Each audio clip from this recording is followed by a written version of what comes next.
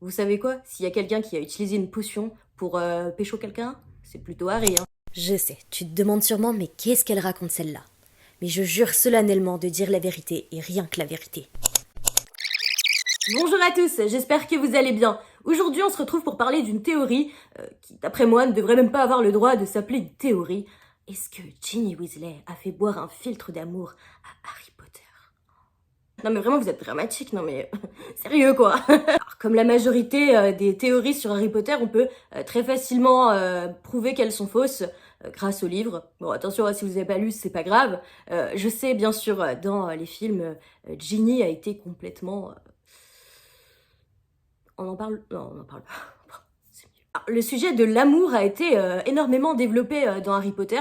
Bon, déjà avec le sacrifice d'amour de Lily qui, au final, résout pas mal de choses. Mais dans le tome 6, le tome où Harry tombe amoureux de Ginny, soi-disant soudainement, on parle énormément de filtre d'amour. C'est vrai.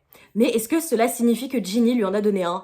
Non, je vais vous expliquer pourquoi. Le fait d'avoir mis plusieurs sujets de filtre d'amour dans les livres, dans le tome 6, ça va montrer la différence entre une relation sous filtre d'amour et une vraie relation d'amour. On a Merop Gunt, la mère de Voldemort, qui a donné un filtre d'amour à Tom Jedusor Senior, le père de Voldemort. Et c'est comme ça que Voldemort a été conçu, sous un filtre d'amour, et c'est pour ça, enfin c'est entre guillemets pour ça qu'il est incapable d'aimer, même si apparemment il aurait pu s'il avait été élevé dans d'autres conditions. Mais en gros, voilà, il y a une certaine symbolique derrière. Et déjà, tu te dis, est-ce que J.K. Rowling voudrait vraiment ça pour son héros?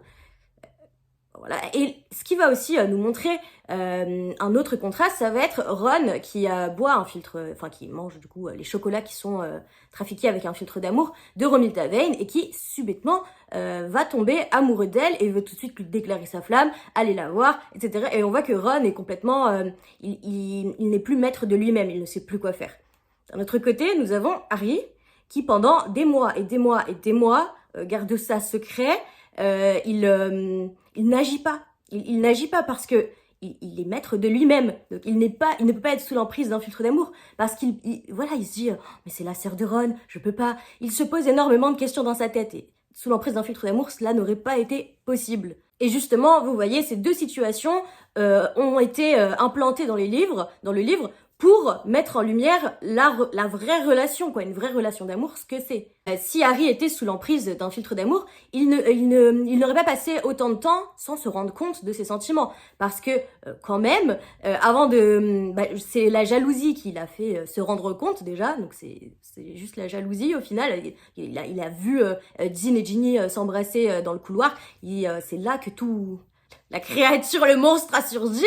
Mais avant ça, il y avait déjà des indicateurs, mais lui ne les comprenait pas parce qu'Harry est aveugle. Harry, les lunettes, il faut les changer. Mais t'avais déjà de nombreux... Alors, t'avais le fait qu'il lui ait proposé d'aller à Préolard avec eux. Et que il était un peu contrarié. Dans le Poudlard Express, il disait ouais vas-y, viens, on va chercher un compartiment. Il voulait sa compagnie. Pourquoi il voulait sa compagnie? C'est la première fois qu'il passait un été aussi court chez les Dursley. Déjà, il est resté que 2 semaines chez les Dursley. Il a passé tout le reste de l'été au terrier. Au terrier, il y avait plus les jumeaux, parce que les jumeaux, ils travaillaient, ils habitaient à Londres au-dessus de leur boutique. Il y avait plus Percy, forcément. Il y avait Bill et Fleur. Les Bill et Fleur, ils étaient dans leur coin, tout ça. Et en gros, il y avait juste Ron et Hermione, Harry, et puis après, ils vont pas laisser Ginny toute seule. Donc forcément, ils ont passé énormément de temps avec Ginny. Et donc c'est là que Harry et Ginny ont commencé à se rapprocher, à le fait de passer du temps ensemble, quoi. Et c'est ce qu'il dit quand il arrive au Poudlard Express, et il est déçu de la voir partir, qu'elle va pas rester avec lui, parce qu'il dit je me suis habitué à sa présence, nanana, tout l'été et tout. Même d'ailleurs, quand il se rend compte qu'il est jaloux et tout, il se dit mais c'est pas normal, c'est comme ma petite sœur, on a vécu tout l'été comme des frères et sœurs, à jouer au Quidditch, à taquiner Ron, se moquer de Bill et Fleur. Et en fait, c'est quelque chose qui n'a pas été développé, qui n'a pas été expliqué, tu vois. On n'a pas vu des scènes d'eux en train de plaisanter, tout ça. Mais ça a été dit dans des petites phrases après, tu vois. Enfin, au-delà du tome 6, la relation entre Harry et Ginny avait été extrêmement développée.